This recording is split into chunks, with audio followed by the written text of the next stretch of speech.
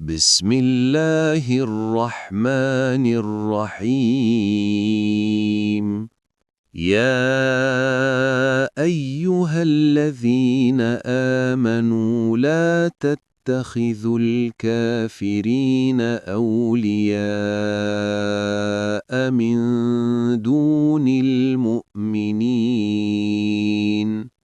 أتريدون أن تجعلوا لله عليكم سلطانا مبينا ए ईमान वालो, मोमिनों को छोड़कर काफिरों को दोस्त न बनाओ। क्या तुम ये चाहते हो कि अपने ऊपर अल्लाह ताला की साफ हुज्जत कायम कर लो? سورة النساء الآية 144